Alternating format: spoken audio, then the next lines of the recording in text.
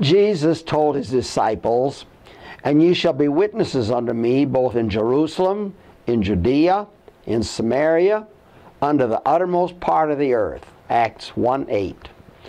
That command wasn't just for the 12 disciples, but it was for his disciples all over the face of the earth. That is, if we confess Jesus as Lord, we're one of his disciples, and the command pertains to us. If we were the only disciple on earth, the command would be just the same. Ye are my witness. Well, that's easier said than done, at least for me. It's hard for me to witness for Jesus. It really shouldn't be, but it is. You know why it's so difficult? Because the devil makes it that way. He wants to muzzle us and keep us quiet. Alas, all too many times he succeeds. God called Moses to leave the Midian Desert, where he had cared for the sheep for 40 years, and to go down into Egypt and tell Pharaoh to let his people go.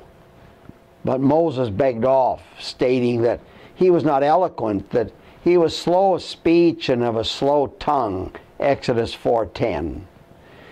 But that excuse didn't work with God, because he said to Moses, "Who hath made man's mouth? I will teach thee what thou shalt say." Exodus 4, verse 11 and 12. So the next time we have a chance to witness, remember this admonition and sound off for Jesus. And if you're not eloquent, leave that with God. He'll bring it to pass. David Livingstone was a great witness for God, but in no way could he be called eloquent. As a matter of fact, on the mission field, he was so terrible as a preacher that he said himself, "I still am very poor preacher.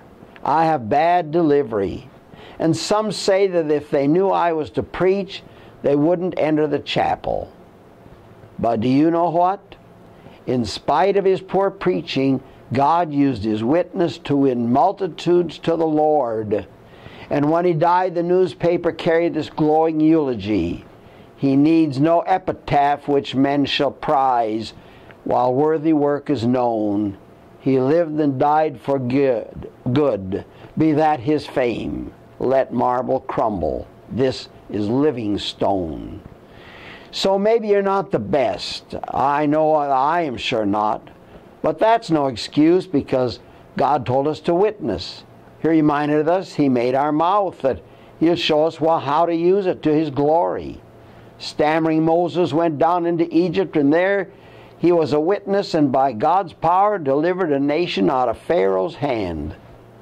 And David Livingstone, as poorly as he preached, witnessed as best he could, and by God's grace delivered a nation out of Satan's hands. And you know what else? We can be just as successful as Livingstone, because we have the very same gospel that he had.